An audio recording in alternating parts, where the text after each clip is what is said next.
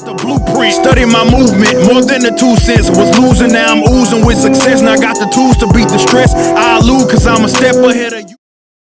Back by popular demand, it is your boy MagMongoSlade, and we're going to be talking about NXT Vengeance Day from February the 15th, 2022. But first, we got to do news and notes. News and notes, 205 Live is dead. Dead. Problem, probably won't be dead for very long. Why? NXT Level Up overlaps with other wrestling companies called Level Up. Also, there's already I think an energy drink that's called NXT Level Up or Next Level Up. This is what I got from SoCal Uncensored. So apparently, yeah, an energy drink company owns a trademark on NXT Level Up. So WWE likely will not be having NXT Level Up for much longer, especially when they get slapped with a cease and desist or some type of lawsuit, considering their wrestling promotion has the same name as other wrestling promotions, and it has the same name as an energy drink. Probably not very smart, and WWE needs to really tighten up their quality control when it comes to this stuff. I mean, this was pretty simple. The guys on the internet shouldn't be continually finding gaps in your trademarks. You know, it shouldn't happen this often. And under normal circumstances, it's just nerds being nerds. But on this one, they actually got a pretty good point. There's already a wrestling promotion called Level Up Wrestling. And there's already, I think there's maybe 2 or 3 wrestling companies with Level Up. And there's already a company that owns a trademark on NXT Level Up. So, you know, I don't see WWE having Level Up for too much longer. But it is the death of 205 Live. Death of 205 Live, of course, has led to a lot of reflection on the brand. And it's a short run. I think it was about 6 years of 205 Live. And it was a pretty good brand, you know, ultimately. I liked the Cruiserweight show. It was a fun wrestling show to watch. You know, it didn't have the outlandish characters that I really kind of like, but it was just good match and somewhat good storyline. You know, and you had, I think what really put them on the map, like the early days, what put them on the map is Enzo going over there. And Enzo being a single star, even though he wasn't able to wrestle on the same level as those guys. But Enzo brought personality. And when you had Enzo and Pac over there doing fun stuff, you know, even though it kind of ended up running Pac off, it was, you know, a fun show. You know, and then, of course, there were some things that happened to 205 Live that wasn't the fault of any of the wrestlers. You started seeing a lot of guys leave. You had Pac, he just up and quit. Then Enzo got fired. Then Rich Swann was released. Of course, Enzo was fired because of the rape accusation. And then Rich Swann was fired, of course. I think he was kind of let off the hook for the domestic violence thing, but they still kind of released him anyway. So that was sort of the early days of 205 Live, and they struggled to get back. And then, you know, over time, they did rebuild. Then you started seeing the Gulaks and the Mustafa Ali's and Cedric Alexander and those guys, you know, Buddy Murphy, when he got sent over to 205 Live, they was able to rebuild the brand. And then WWE slowly but surely started taking the hatchet to it, taking out Buddy, then taking out Cedric, then taking out Mustafa Ali. Sometimes these guys would get pushed a little bit. Mustafa Ali, of course, got a big push when he left 205 Live. But it didn't quite work out for him. And that kind of led to another slide in 205 Live. And they tried to bring it back when they put Mike Bennett over there, and then Drake Maverick was there. And they were kind of building storylines too. You know, the storyline of Drake Maverick and Mike Bennett was pretty fun, where, you know, Bennett wasn't getting opportunities, and when he did, he would lose. And it ended up with him finally fighting the general manager of 205 Live. But they also did a lot of stuff on 205 Live that was awful. You know, like when they had Drake Maverick as the general manager of 205 Live, but he was also like pissing himself as the manager of AOP. Like that was stupid. You know, like it was a lot of stupid shit. But my favorite was obviously the characters. So I really enjoyed Safe and Sound on the Ground, Drew Gulak. I thought that was great. I thought that was I thought that was fantastic, man. When he was I think that was when he was a politician. Before that, he was trying to boycott high flying moves. So he was doing safe and sound on the ground with placards outside the ring. And then when he became the politician, Drew Gulak, he had the PowerPoint presentation. That was fantastic too, but it never translated over to the main roster as well as it got over in NXT in 205 Live though. In the later years of 205 Live, when it became like a dumping ground for NXT, that kind of really killed it, because it's one thing to have guys that are kind of main roster-y, because during the early couple of months, maybe even a couple of years of 205 Live, these guys still appeared on Raw. Like, there was still a cruiserweight match or two on Raw, and they still had their designated time. And it was cool. You got to see them every once in a while pop up on Raw and kind of divert people over to 205 Live so you can watch it. Even though people were almost dead silent for those matches always when it came to 205 Live, and people always found a different reason to complain and to, oh, it's the purple. People just don't like the purple. It's like, no, it's like, it is what it is as far as these guys can work and have good matches, but they have no personality. TJP just had no personality whatsoever. He wasn't the right guy to carry the promotion, but he was the only guy at the time they had actually signed. So that's why he ended up getting the nod. But he just didn't have the personality. And then a lot of these guys, you figure out, like, that's kind of the problem. They were great wrestlers. They had great, movements. They were able to do stuff. They were having good matches, but most of them couldn't work a character. They couldn't work a gimmick. But it was still some fun stuff that occurred on 205 Live with that Cruiserweight title. And speaking of the Cruiserweight title, we got to talk about the Santos Escobar and what he thought of getting rid of the Cruiserweight Championship. I will be putting up some screenshots of what the level up skirts and the arena looks like. So the show is built a lot like 205 Live. Is just undercard NXT talent.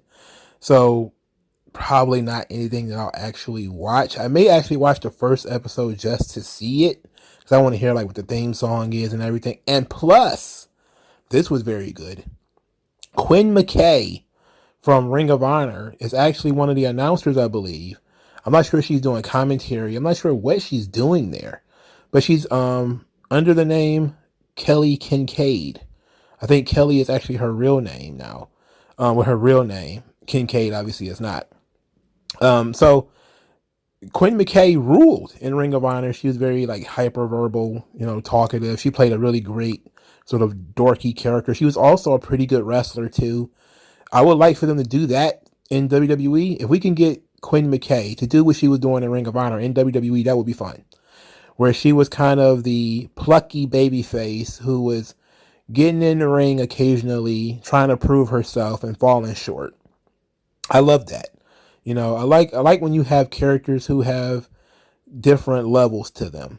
If you could have a Kelly Kincaid or Quinn McKay, whatever you want to call her, and she occasionally wrestles a match, but her main job is to be an announcer or something like that. That's fun to me, because all in all, her storylines can be things about how people treat her in the back. And that's really how it was with Quinn McKay in Ring of Honor, is that, if she maybe got disrespected a lot and she had to stand up for herself, and then she would enter the women's tournament and stuff like that and try to be the champion. So it was fun stuff. I'm a big fan of Quinn McKay. I know she's an SJW, that's for sure. But she's a good performer, so that ought to be great.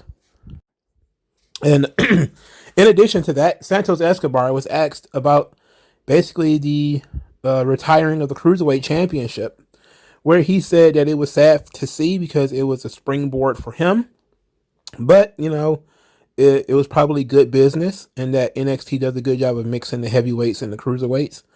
But it was always nice to have something for the smaller guys. But he also understands that he doesn't want to pigeonhole guys into a cruiserweight division. So he was kind of two ways about it. He can understand it, but he also thought it was very sad. Of course, most people just kind of accepted that the Cruiserweight division was dead, and it probably had been dead for a long time. So those were the only notes that I can think of right now. Maybe there will be more that I missed later, but right now we need to get to NXT Vengeance Day, which was a very good show. One of the vignettes was pretty trash, but it was very cringe. But, hey, we'll talk about it when we get there. And I'm pretty sure if you listen to this channel, you already know who it was. But first match, the Weapons Steel Cage match. Pete Dunne defeats Tony D'Angelo. So, I should back up. We got a cold open for the show that features Toxic Attraction in bikinis, sending each other's text messages. This was very good. I mean, this is a good way to start the show, especially a Valentine's Day theme show. You got women in bikinis sitting poolside. That's very good. Of course, people don't like when Mandy Rose is poolside, but hey, everybody else seems to like it. Everybody who's aggressively heterosexual, like, me and several of my listeners, we don't mind Mandy Rose being poolside. Don't mind that at all. Not at all. Now back on track. Pete Dunne defeated Tony D'Angelo with the bitter end using a crowbar. Tony D'Angelo had a Maybach for his entrance, which was awesome.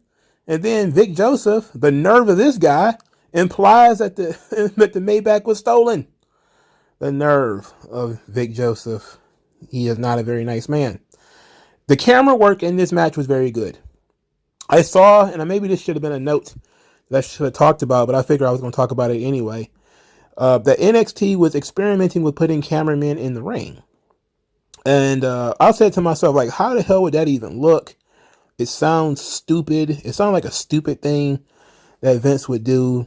It sounds ridiculous. And then, of course, I remember the old article that I read a couple of weeks ago by, I forget what the guy's name was, but he says that Vince was challenged NXT to take risks in the way that they produced the show, in the way they shot the show or whatever. And maybe this was just one of those things where they was telling people, hey, how about we try to put the camera in the ring, see what kind of effects we can get. Well, they did it in this match by having the cameraman really close for the superplex spot when they did the superplex off the cage. And man, did it add a lot. That, for starters, there were no cuts. So you got to see one long drop. And I was like, woo! And it worked a lot when they do little things like talking in the ring. It works. And getting a close-up on what they're doing when they're doing stuff. Like when Tony D'Angelo was zip tying Pete Dunne's hands behind his back. The cameraman was in the ring, so he was able to see it. I see how you can't do it too much. Like, you don't want the cameraman on top of them all the time. They need to have, room to move around. But the cameraman being in the ring is not bad. It's not a bad deal so far. So Pete Dunne wins, which was a surprise to me. I would have thought Tony D'Angelo needed this win, but as far as cringe spots go, I think it was kind of weak that Pete Dunne was able to fight back with his hands zip tied behind his back. I was like, all right. Whenever somebody's Superman like that, you kind of get like a raising of the eyebrow, the suspicious smirk. He was able to get him in his guillotine anyway. And then Tony D'Angelo cut him free in order to save his own life. It was real silly. But we know where Pete Dunne's going now. We'll talk about it in a second. But Tony D'Angelo, what do we do with him now that he's lost? We got to rebuild him. We have to rebuild him. Which, it's okay. He's a young guy, so it's all right. He's a pretty rubber bandy at this point. So, Cora Jade and Raquel Gonzalez, they have a little vignette, and I love this. I love this little montage here. Raquel Gonzalez wakes up Cora Jade at 5 a.m. to train, drags her to the performance center, wouldn't let her eat, and kept challenging her stamina. They went out for a run. They did partner carries. It was great stuff. Raquel Gonzalez is taking this thing very seriously. The whole time she's, talking to Cora Jade about what it takes for them to be the champions, what it takes for them to win. because she's won the Dusty Classic before, so she knows what it means, what it takes.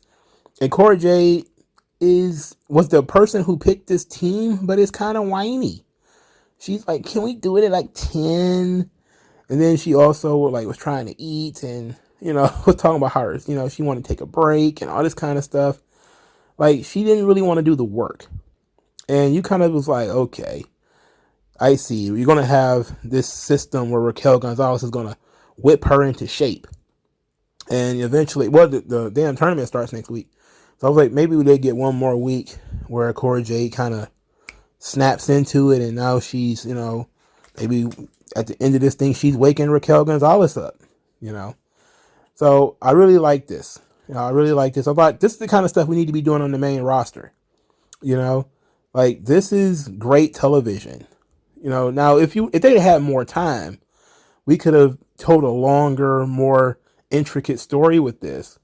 But something where Raquel Gonzalez is super serious, and you see why she is a success, because she gets up early and she grinds it out day in and day out. And to have that rub off on Cora Jade is something that you could do long term, even when they eventually remove Raquel Gonzalez from NXT. So this was great. So the Creed brothers and MSK did promos.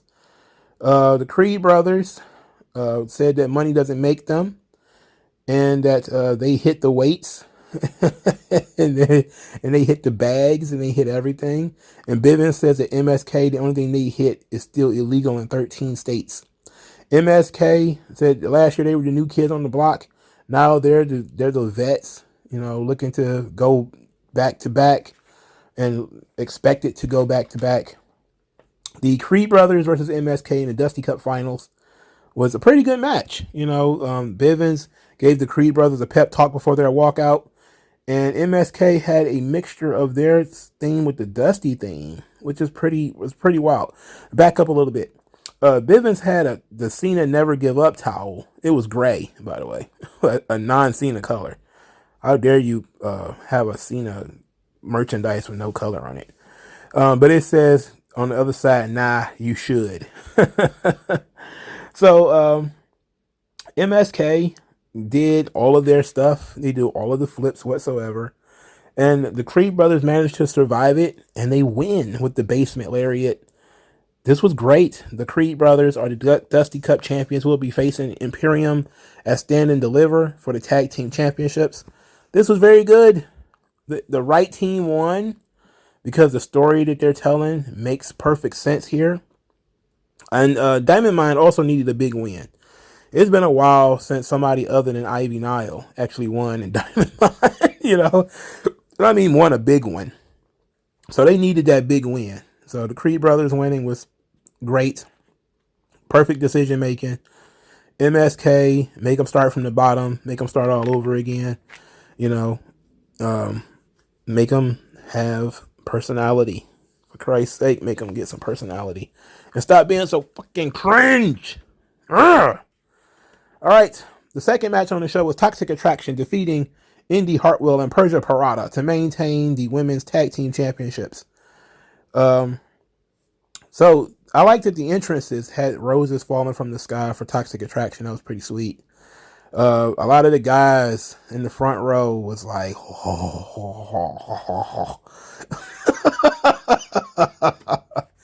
oh boy. It was excellent. All right, Persia Parada was very impressive in this match, as she did a lot of stuff like the double Samoan drop, and it was a lot of good stuff. And I like that Persia Parada, as long as she was in the match, they were doing okay. And then she hit those ring steps, and that was sort of the beginning of the end, as that led to, I don't know what Toxic Attraction's finish is. It's like JC Jane hit the ropes, and then she came back like a spin kick. But I think also Gigi Dolan did something, like maybe swept the leg at the same time. Like, why not just do total elimination? Just do total elimination. Why is everybody scared of that move? Just do it. Everybody tries to do some variation of total elimination. Just do total elimination, okay? So the match was fun. Toxic Attraction wins. That was the right decision. So they can go back poolside with Mandy Rose now. So After Indy Hartwell was pinned, she apologized to Persia Pirotta. And Persia was like, nope, nope, nope. Don't do that. It's okay. We lost. But we can go into the Dusty Cup and get another shot. And as she's talking about that, Indy is like, yeah, sure. And then, oh, Dexter. Oh, my beloved. And she goes off to play kissy face with Dexter. And Persia's looking at her like, So then Duke Hudson comes out of nowhere. He offers his hand to Persia Pirotta, who takes it, and they saunter off. And I thought they were going to break up, but instead what we got was more teasing of their breakup. I guess they just needed more tag teams for the Women's Dusty Cup. I thought this was fine. The match itself was fine.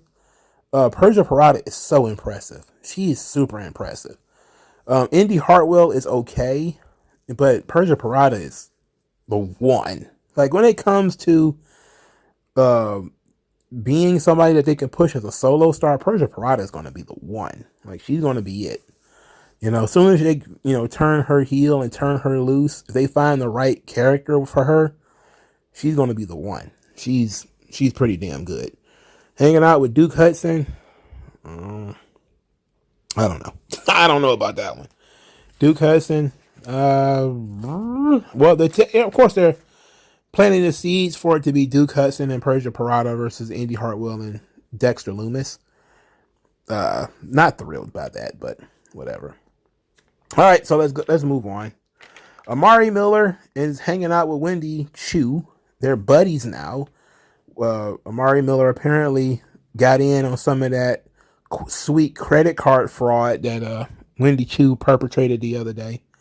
Wendy asked Amari Miller if she has a partner for the Dusty Cup. Amari Miller does have a partner and said she wishes Wendy would have asked her last week. Wendy was like, oh, it's okay. It's okay. Kind of gave her the thumbs up. And then as soon as Amari Miller turned her back, she was like,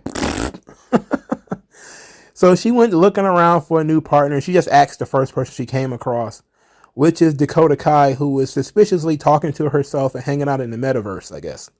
Was she wearing like those glasses from Demolition Man where she can see the other person on the other side of the room? And they finally figured out that giving Dakota Kai schizophrenia is the right thing to do. That's just, she was absolutely talking to herself.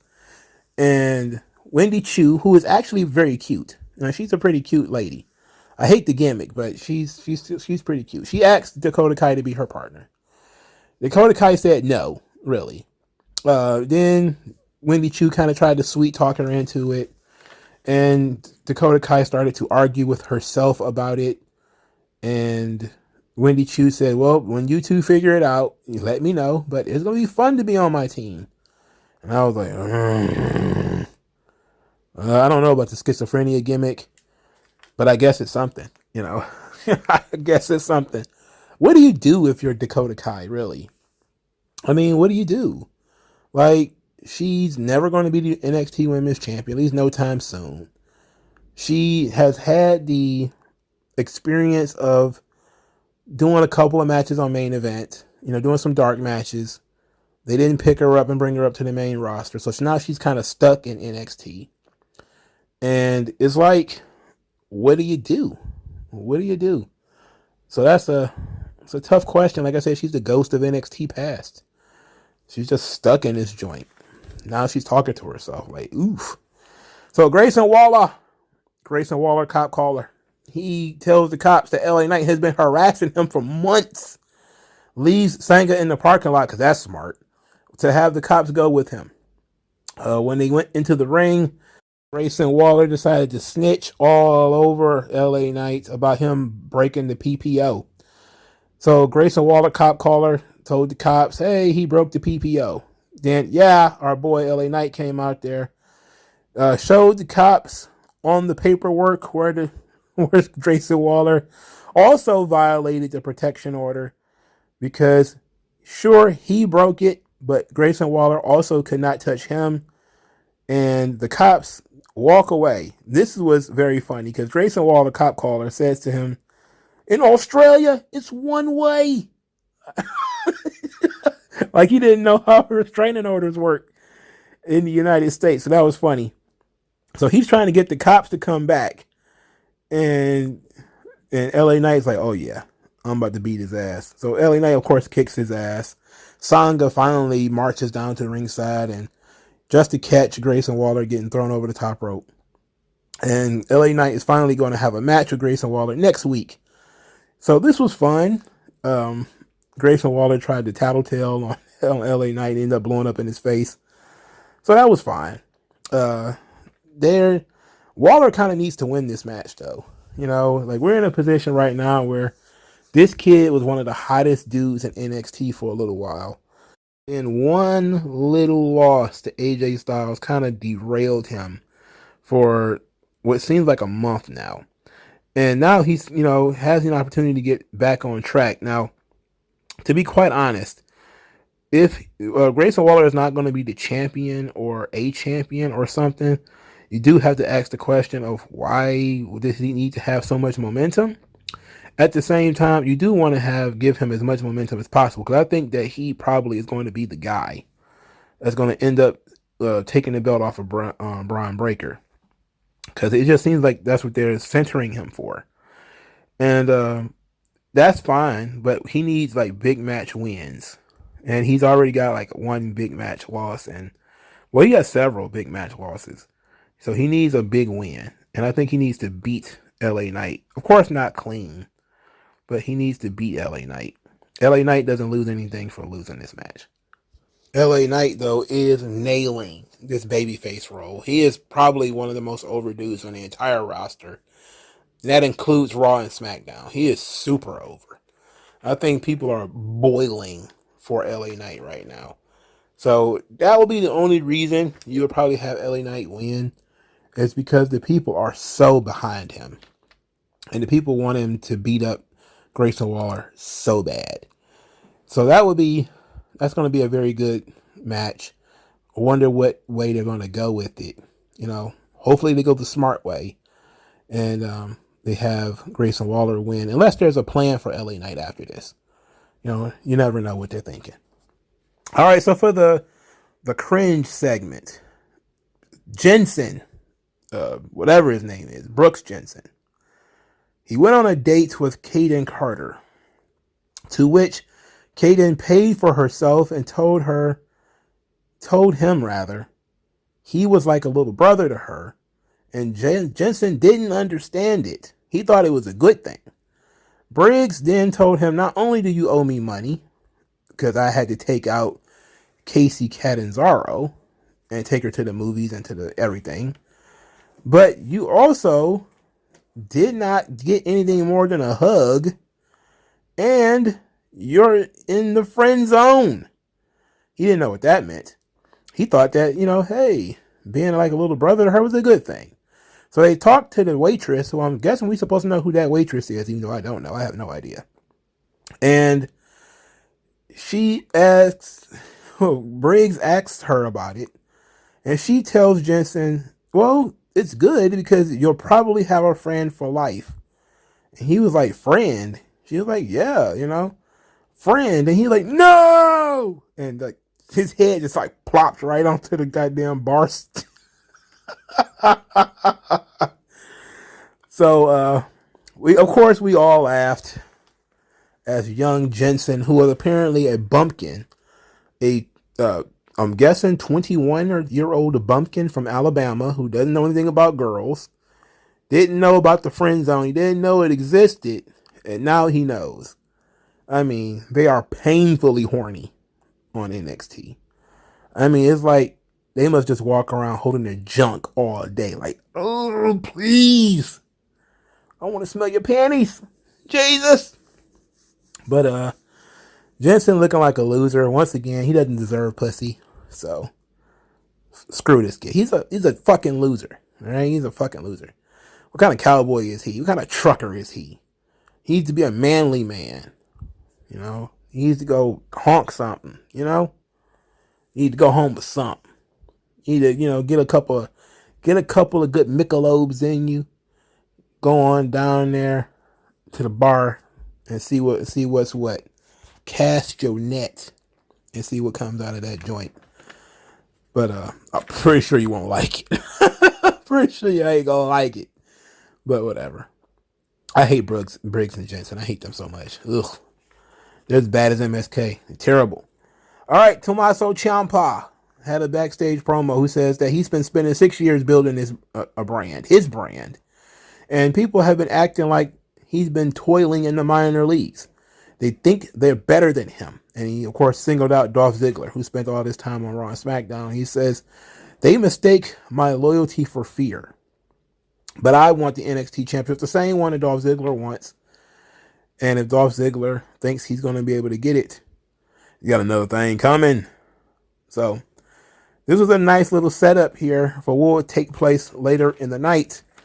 Santos Escobar versus Braun Breaker for the NXT championship. The crowd was super hot for Santos Escobar. He was the favorite. The audience, they cheered for Braun Breaker. They barked for him and everything, but they were clear. This was clearly a pro Escobar crowd. There was even 4 guys out there with Phantasma masks. You know, like there was a bunch of guys out there with Phantasma masks. That was pretty cool. Braun Breaker set fire to the V for the Vengeance Day. So he's burning shit now. He's a pyromaniac. This match was fun. It was worked very weirdly with the rest hold to try to, get Braun to fire up a little bit. I could have done without that part, and that's probably the only thing I could have taken out of this match. I like how they started early with basically Braun Breaker they shined him up nicely, and then they used Legado del Fantasma to introduce the heat. So once Braun Breaker started to come back, they had the big spot where Dolph Ziggler slid into the ring, super kicked Braun, and it looked like Santos was going to steal the title right then and there. And it would have been a good way to write Braun out of the main event, at least for a little while. But he kicked out. And then Dolph started to really kind of pitch a bitch after this kid kicked out of one of his big finishes. He was trying to get back into the ring to continue interfering when Tommaso Ciampa grabbed him by the leg and the two of them fought off. Braun Breaker then hit Santos Escobar with a spear, the Gorilla Press Slam, and wins the match. Dope match. The only problem I have is the rest hold spot. I think that kind of went a little long. But other than that, very solid match. Santos Escobar, great ring general. The guy just knows what he's doing. Unfortunately, he has yet to win a major championship in NXT. He won the Cruiserweight title, but he never did win that North American belt, and he never did win that NXT belt. I do believe, and I don't know how many times I need to say this, that it's time for him to go to Raw and SmackDown. Like, it's time for Escobar to move on, man. Like, I got a feeling that if he was truly called up, he may be one of the guys that actually becomes something on the main roster. Now, the reason why I say that is because Vince seems to really push the guys on NXT that NXT doesn't push. There is a ton of talent on NXT that they don't always fully utilize. Bianca Belair, Alexa Bliss, those types, Baron Corbin. And then when they get up to the main roster, Vince was like, screw it. The guys that you made champions, I don't care about them. Let's make these other people champions. And I think Santos Escobar could be one of those guys, hopefully. He's a great talent, but he's sort of been a perennial gatekeeper in NXT. And a lot of people were saying this about Bianca Belair, that, when she kept getting in the conversation to be the women's champion, but she never actually got it, they thought, she's going to flop on the main roster because, she wasn't even pushed in NXT. Like, she wasn't even a star down there. How can you be a star here? But WWE has this really bizarre strategy of, hey, the first round draft picks are all bums. We're going to dig down to the 5th or 6th round for the guy who's really the person we want to pick, the person we want to use, and how we want to use them. It's almost as if they're searching for Tom Brady's and not so much for, LeBron James's and Carmelo Anthony's. Because, nobody knew that Tom Brady was going to be as good as he was. That's why I don't think he was even a 2nd round draft pick. So that's kind of what they're looking at. And hopefully, Santos Escobar can be one of those guys that, sure, NXT dropped the ball on him, but maybe Raw and SmackDown will feature him a lot better. That's just hopefully. It explains why Rhea Ripley dominated NXT, but since coming to the main roster, she won the title, but she was kind of put on the back burner, So here's hoping things go well. Of course, if that's true, doesn't really bode well for Brian Breaker, does it? Because he's been getting a push right out of the gate. But there's no doubt that Brian is the guy. You're not going to bury Brian. All right, so all that said, Ziggler and Ciampa, they are going to continue their feud. Dolph Ziggler cut a promo earlier before he interfered in this match. His promo said that it must be nice being Tommaso Ciampa, staying in your lane, smoking up the Florida sun, saying that he was the pulse of NXT, and next week he stops that pulse. So before we even knew they were going to interrupt in this match, we knew Dolph Ziggler was going to end up wrestling Tommaso Ciampa next week. So they killed two birds with one stone. They continue building Ciampa and Ziggler, as well as completing Santos Escobar's championship story right here. All very good stuff. Good way to close the show, and give us something to wait for next week. So that was very good. All right, let's go back in time. Third match: Carmelo Hayes defeats Cameron Grimes to retain the A Championship, the North American title. So this match was really dope too. It was a fun match. They did an earlier thing where Cameron Grimes said, he's going to the moon, and then Carmelo Hayes kind of shot down his rocket, airplane, jet, and then stepped on it and kicked it out of the ring. So I was like, okay, I like that a little bit. Carmelo Hayes had expressed some frustration about not having so many matches. It was basically just on Twitter, him saying like he hadn't had a match in a month since winning the title. I guess he kind of wanted to work more. But they've really been doing a good job of, him being featured, but him not wrestling. Now, I know a lot of people, they make such a big deal about this.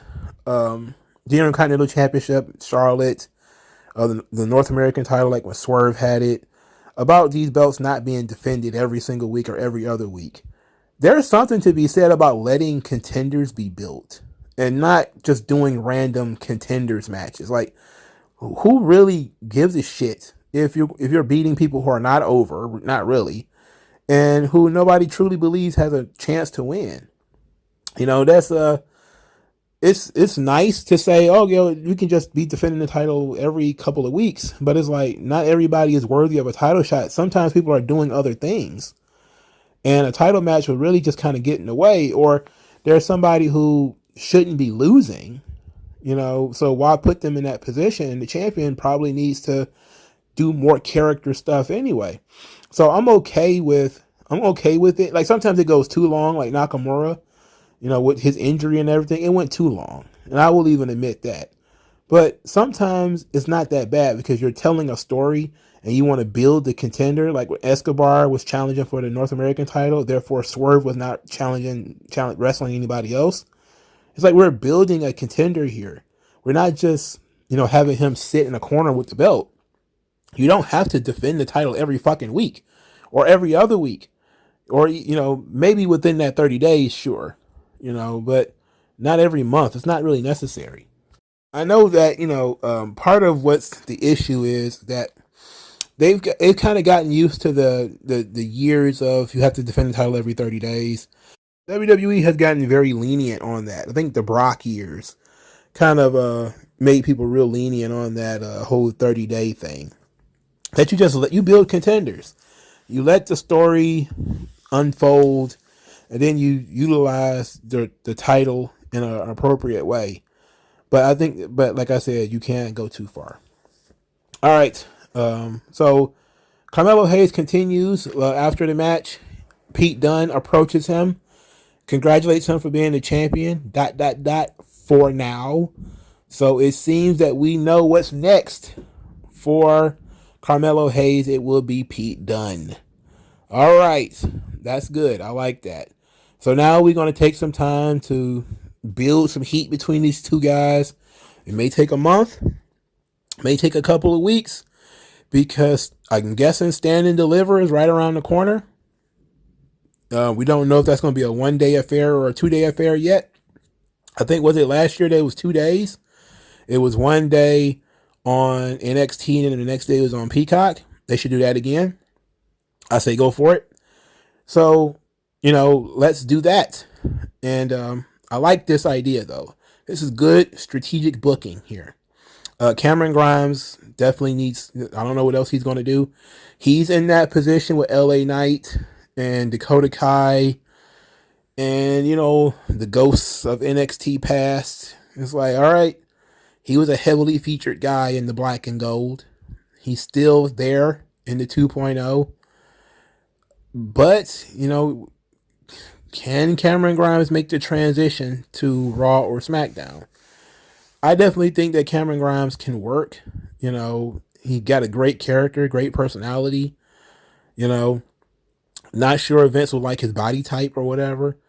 And if he's doing the character, he might just get cornered into being a comedy jobber, which would suck. But he at least has a personality. He has a character. And I love Cameron Grimes. I used to hate Cameron Grimes. I really did. I used to hate him. You could probably go back into the archives of this channel where I was ripping Cameron Grimes and calling him a bumpkin. But he grew on me. He really became one of the guys. And now I don't really see a path for him to do anything more. It's like the NXT Championship match is a crowded scene. He just lost a North American title match. There are no other titles. Like, what is he going to do? Wrestle on a tag team? I guess that could always happen, I guess. He could always take up a protege or something like that, which could be fine. But, Cameron Grimes is one of those many dudes where it's kind of like, all right, he's still there. What are we going to do with this guy? But let's give it some time. So Kaylee Ray, who is also apparently a ghost of NXT UK, she's floating around back there with another ghost of NXT Black and Gold, Io Shirai. And they're breaking plates with bats. And Io Shirai doesn't really understand it. And she doesn't really want anything to do with this. But Kaylee Ray is like, hey, you got some frustration. You got some anger in you. Look at what Toxic Attraction did to your partner. You don't have any championships. You've got a lot to be angry about. And then Io just picks up the bat and just starts going to town on some of these plates. They're breaking a lot of china in there. Mother Hen Zoe Stark shows up. Hey guys, what are you doing? Why are you guys doing all this stuff? And Io's having fun. And now she says she likes Kaylee Ray. And I was like, huh? 1 week? That was fast? They're like, almost 4 months into the Zoe Stark Io Shirai thing, and she barely likes Zoe Stark. So it's like taking Io Shirai to the gun range. That might be like a great date for her. Take her to the gun range, dog. Let her get some aggression out. So Zoe Stark, who is pretty straight-laced, seems to be a Girl Scout. And Io Shirai is like, nah, I want to break shit. Let's go fuck some shit up, baby. And Kaylee Ray's like, all right. So that's the team chemistry. You got Raquel Gonzalez and Cora Jade. They're out doing workouts at 5 a.m. Persia Parada and Indy Hartwell are sort of distracted by guys. And you got Kaylee Ray and Io Shirai breaking plates. You got Dakota Kai talking to herself and Wendy Chu sleeping all over the place. Who knows what the rest of these female teams was going on. So it's a very interesting thing that they got going here with the Women's Dusty Cup, because not all the women who are involved are still involved with other things too. So it's very interesting. Very interesting. I'm actually liking how it shapes up so far. Nikita Lyons, Ben Booty Nunchuck Girl, she is back with another vignette. And she says that she started getting into fights, and then her daddy, her papa, the musician, sat her down and said, "Baby, you got to stop beating everybody up. Your position in life is to bring people together." And that made her heart warm, and it made her smile, and birds sang, and all this nice stuff occurred. And then she started rapping again, singing again. I was like, oh God, no. It's real simple. Getting Nikita Lyons over is real simple. Just show her doing martial arts with that big ass booty, and people will be like, wait a minute, I think I get it. She is the crazy pog fighting champion. That's who she is. She's the pog fighting world champion. I get it. I understand it. I can explain it to my friends. Hey, have you seen the cheeks on that chick over there? Well, guess what? She can also throw a mean spin kick. And she knows how to use nunchucks and ninja stars. She fucking rules. Alright? All this stuff with the music, all this stuff with the singing, all this stuff with her daddy, the guitarist or whatever, shady promoters and all that, not needed. Not needed, not wanted, not welcome. Not welcome. But in any event, she says that crushing routines give her the same thrill as crushing opponents or hitting heavy bags or whatever the hell. And says she's a whole lot of woman. Oh, baby, that's an understatement. She said she was a whole lot of woman and ready to do a whole lot of whooping. And she's not going to apologize for it because she's not ashamed of it. And next week, we're going to hear the lions roar. Okay. Look, at least they gave her vignettes. All right. At least they gave her vignettes. They didn't bring her out there cold. They let people see her. She got to talk. She got to set the character. I think they should have picked a lane. They should have picked a lane. One lane. And the lane should have been the martial arts lane because that's the lane that's most relevant to pro wrestling. And work that. By having we trying to make her a jack of all trades, we kind of lose that. Sometimes people are interested in you because you specialize in something.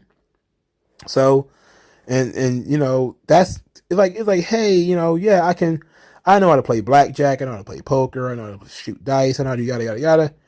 But it's like the poker championships. Like, we don't care that you know how to play blackjack. You know, we don't care. Like, this is a wrestling ring. We don't care if you know how to sing. Like, that's just extra. That doesn't matter. You rapping and shit, not needed. Can you fight? Oh, you have fighting pedigree. Okay, let's talk about the fighting pedigree of yours. You know, that's the relevant point to the wrestling ring. Let's focus a little more on that. Less on a little bit more of her chitter chatter. But man, that's one hell of a girl. And they've got people ready for it too. They've already told you, like, this is a lot of women that's about to come at you, dog. Get ready. Because if you was like gargling at Gigi Dolan, wait till you get a load of Nikita Lyons. Have mercy. I'm talking, you about to pull a turkey out the oven. She about to be getting fan mail from fucking Antarctica, right? There's going to be some dude out there trying to rub sticks together to send her smoke signals. That girl got that whale blubber. You feel me? You feel me? Heat. All right. The last thing we're going to discuss here. Imperium congratulated the Creeds on their victory. But Marcel Bartel then said that you must be willing to persevere over things like pain and suffering in order to face Imperium for the tag team championships. Gunther first argued about the pronunciation of his name. It is not Gunther. It is Gunther. To which the crowd chants Walter because Volta. which of course they should. That's his name. So he talked about how Fabian and Marcel have brought honor to Imperium, but it is now time for himself to focus on championship gold, and he will be watching the NXT championship match with great interest in typical Gunther-like fashion. This led to some strange music playing, and I was like, whose music is this? I was thinking to myself, like, okay, somebody making a debut? Like, of all times, you're going to debut right here? And it was just Third Uso. I was like, hey, Baby Oos, what are you doing out here? So Baby Oos starts talking about how he doesn't care about the mat, which is, of course, an absolute violation of what Imperium stands for. The mat is sacred. He says that on the island, what you do is you find the biggest and the baddest man, and you smack the taste out of his mouth, which is what I'm about to do right now. He gets up on the ring apron. You know, Imperium's about ready to beat the tar out of this guy. Gunther is holding them back. Like, he's very smartly dressed, by the way. I mean, Gunther dresses like he works at Walmart. All right? Like, that's just how he dresses. I don't know. Like, can we get this man in a suit? Like, I think it would be so much better if they wore tracksuits or suits all the time. Like, letting him walk around like a dad in the airport. No, we don't want him to disappear like that.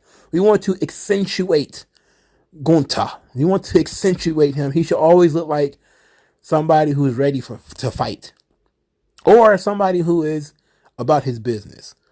He should never look like a Kmart shopper. It should never occur. He should never look like somebody who shops at Champs Sports. Never. This is bad. Somebody need to tell that man, please don't walk around with your shirt tucked in this way. It is it makes you look very snobbish. It makes you look very weird. And it looks like you clean tables somewhere. Stop it. Don't do it again. You're like you deliver pizza. No, don't. You're too big and imposing and intimidating for that.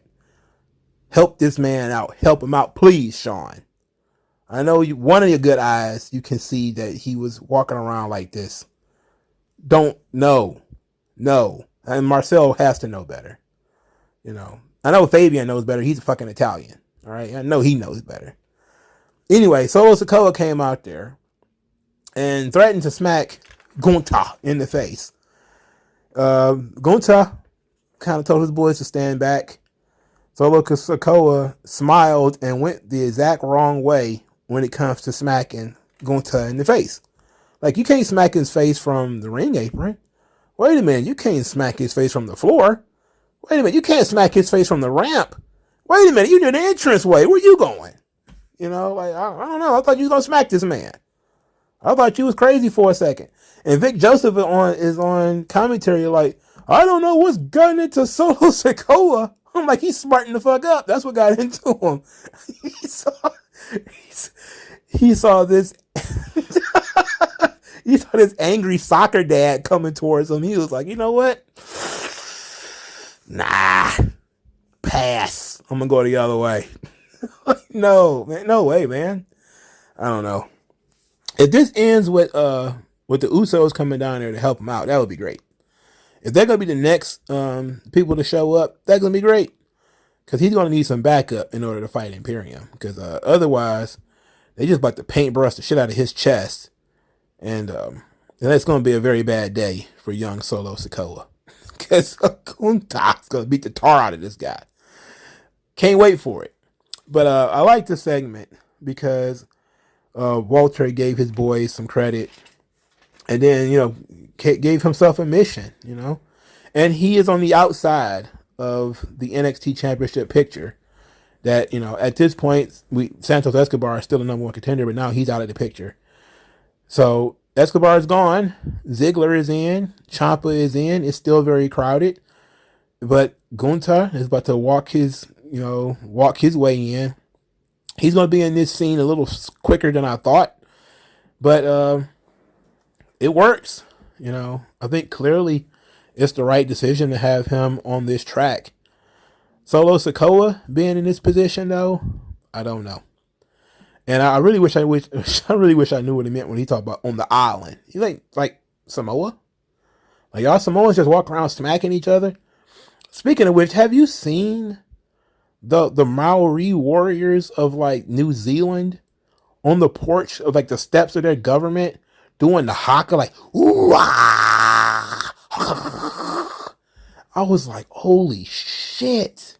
Could you imagine being like a politician and opening your window and it's like 1,800 motherfuckers out there going like, ooh, ha, ha, ha, ha, ha, ooh, ah. And I'm like, oh my God. These motherfuckers are about to tear my fingernails off. They're about to skin me. These motherfuckers are crazy, bro. I wouldn't want that outside my window. We need to adopt some kind of shit like that in the United States. We just show up on the fucking Congress steps and go, ha, ha, ha, ha, ha, or something. And just start, stomping and kicking over shit. That would be scary. I would like that. All right, so that was NXT Vengeance Day. I enjoyed the show thoroughly. I thought all the matches delivered. The only segment I didn't care for was the Briggs and Jensen segment. They're always cringe. Oh, yeah, and MSK, but they don't count. So I think that they told great stories. Somebody said, and I think it was pretty genius, that NXT they're not just wrestlers, but they're also cast members. And it does feel that way. Like NXT feels like truly like a television show where people have roles to play on the show.